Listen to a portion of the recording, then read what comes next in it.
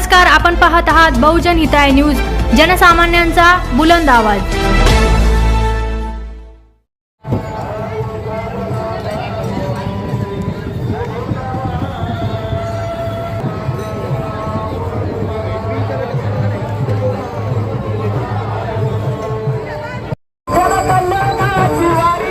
कितने मिलेगा?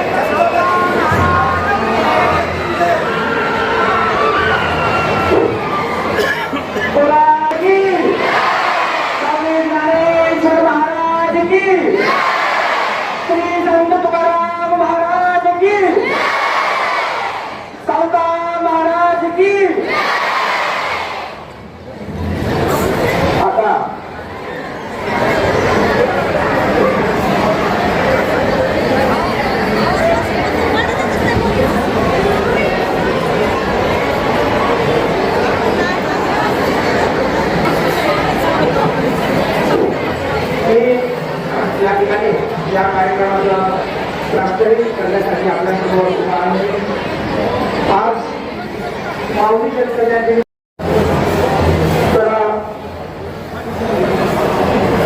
आषाढीच्या पावणी पर्वावरती जसं महाराष्ट्रातून नव्हे तर देशातून आणि आता तर लंडनमधून सुद्धा पंढरीची वारी या ठिकाणी आलेली आहे आपल्या पंढरपुरामध्ये.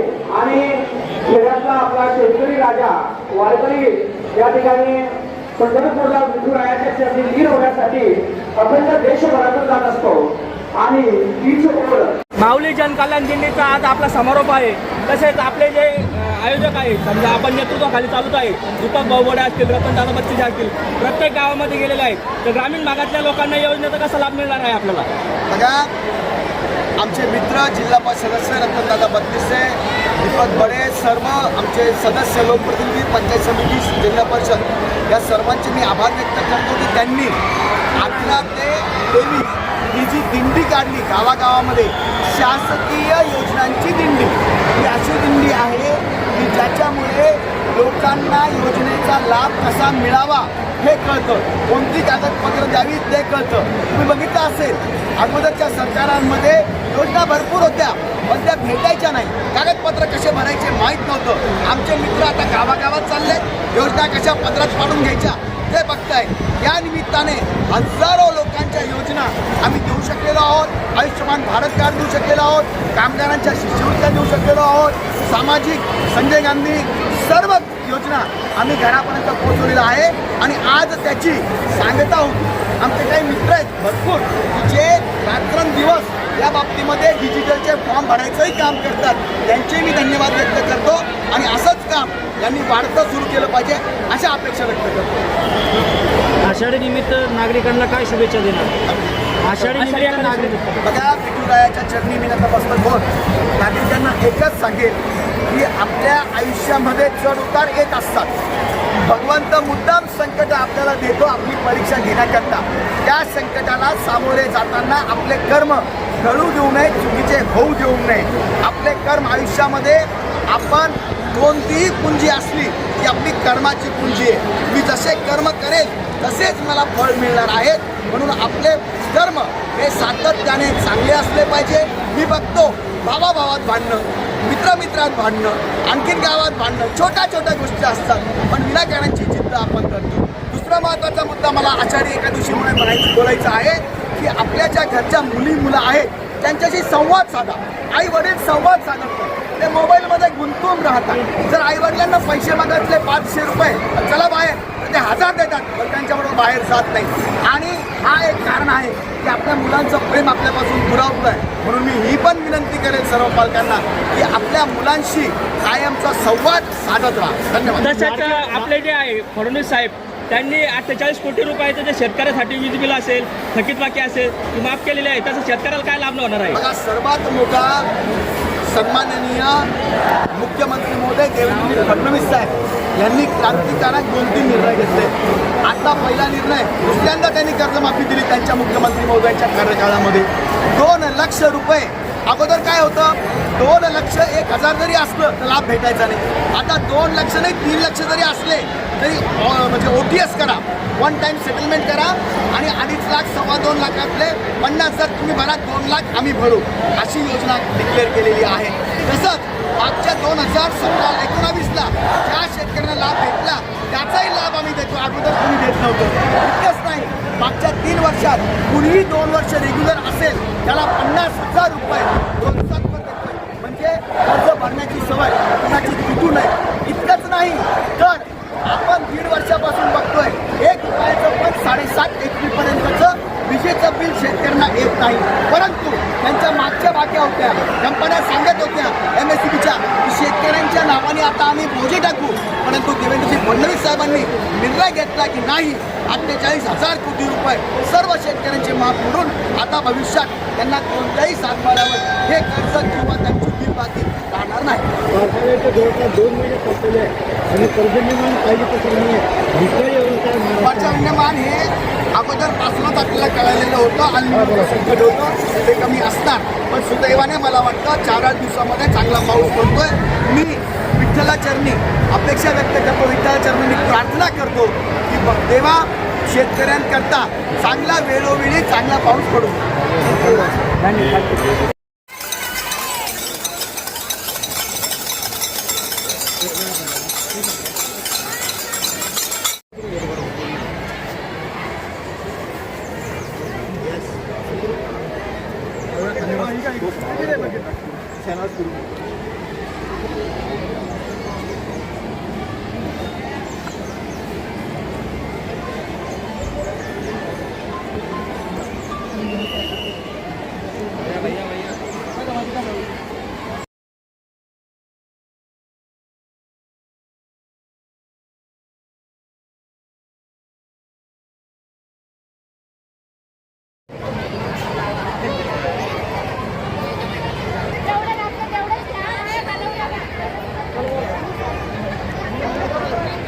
आज माऊली जनकल्याण दिंडीचा आज आपला समारोप आहे, तर काय सांगाल?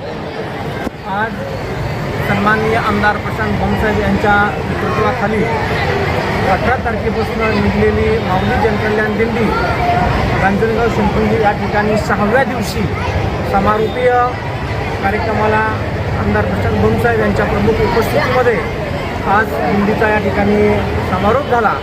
आणि गेल्या 5 दिवसामध्ये 5 मुक्कामामध्ये 20 गावामध्ये आणि आज हे 21वं गाव, तर 4647 लाभार्थ्यांचं नोंदणी, जी काही डॉक्युमेंट तहसीलचे रहिवासी उत्पन्नाचे होते ते तर आपण वाटपसुद्धा केले आणि संपूर्ण 4500 लाभार्थ्यांना लाभ देण्यात ही दिंडी यशस्वी झाली.